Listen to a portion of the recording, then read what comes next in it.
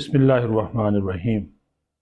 السلام علیکم ویورز، آج الیکشن کمیشن آف پاکستان میں تحریک انصاف کے انٹرا پارٹی انتخابات کے حوالے سے دائر درخواستوں کو قابل سماعت قرار دے دیا گیا ہے اور ان درخواستوں کے اوپر تحریک انصاف کو نوٹسز بھی جاری کر دیے گئے ہیں۔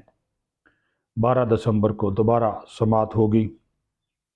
14 درخواستیں موصول ہوئی تھیں الیکشن کمیشن کو کہ پی ٹی آئی کے انٹرا پارٹی الیکشن شفاف نہیں تھے، ان کو کالعدم قرار دیا جائے۔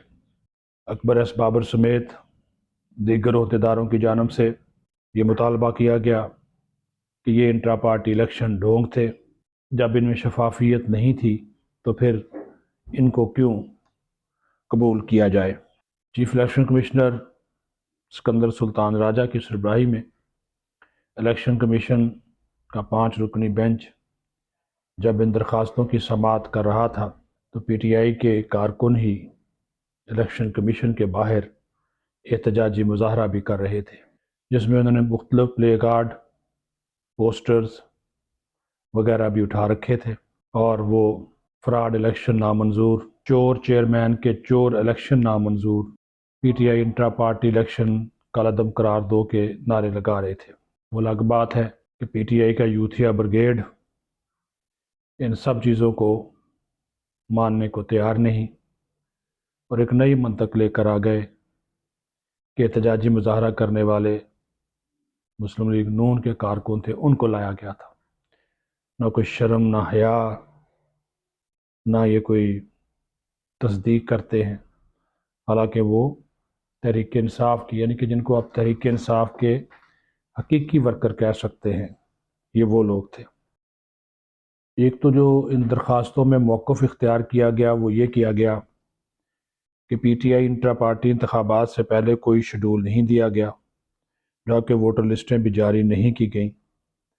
انتخابات سے پہلے پی ٹی آئی مرکزی سیکریٹریٹ میں کوئی سرگرمی نہیں ہوئی۔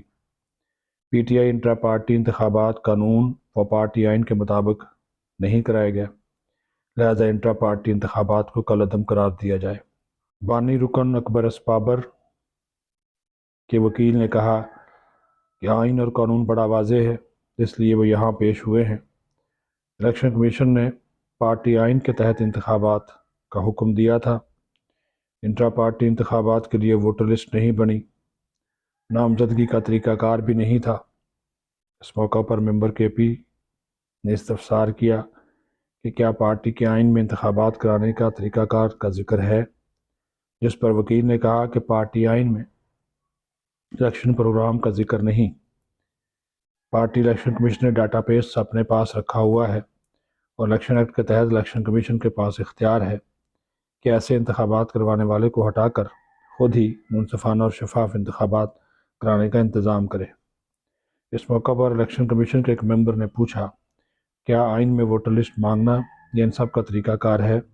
جس پر وکیل اکبر ایس بابر نے بتایا کہ آئین میں ایسی کوئی گنجائش موجود نہیں، لیکن طریقہ کار یہی ہوتا ہے۔ ممبر کمیشن کا کہنا تھا کہ آئین میں لکھا ہے سب ممبر الیکشن کے لیے اہل ہیں، تو آپ نے وہاں کیوں نہیں کہا؟ جس پر اکبر ایس بابر کے وکیل نے کہا کہ ہم نے انٹرا پارٹی انتخابات کے لیے درخواست فارم مانگا لیکن مہیا نہیں کیا۔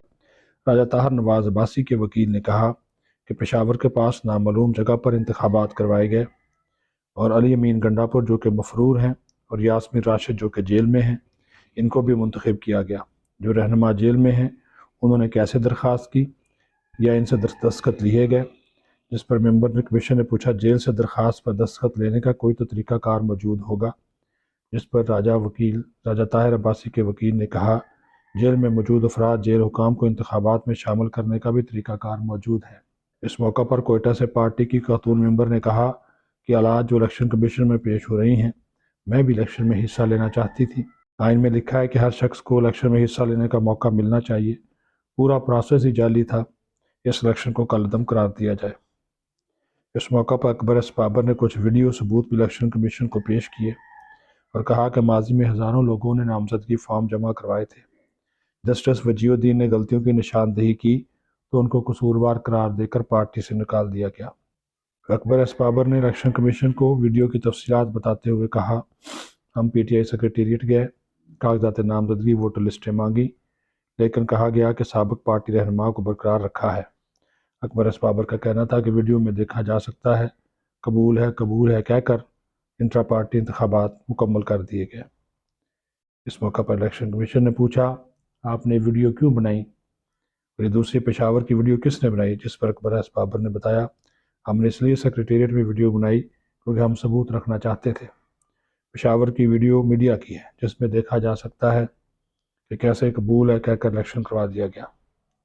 انہوں نے بھی کہا کہ پارٹی کے الیکشن کو کالعدم قرار دے کر دوبارہ پارٹی انتخابات کرائے جائیں۔ ایک ممبر کمیشن نے کہا کہ اس بات کو بھول جائیں، ہم نے شفاف انتخابات کا کہا تھا۔ اس موقع پر درخواست گزار محمود خان بھی الیکشن کمیشن کے سامنے پیش ہوئے اور کہا کہ وہ پارٹی کے پرانے ممبر ہیں اور سابق چیئرمین کے ساتھی رہے ہیں، خود بھی الیکشن لڑنا چاہتے تھے لیکن کاغذات نہیں ملے۔ الیکشن کمیشن نے تمام درخواستوں کو درست قرار دیتے ہوئے نوٹس جاری کر دیا۔ تحریک انصاف کو سماعت 12 دسمبر تک ملتوی کر دی، لیکن اس دوران باہر وہ احتجاج ہوتا رہا اور پی ٹی آئی کے کارکن نعرے بازی کرتے رہے اور عمران خان کے لیے چور چور کے نعرے بھی سننے کو ملے۔ اپنا خیال رکھیں۔ پاکستان زندہ باد۔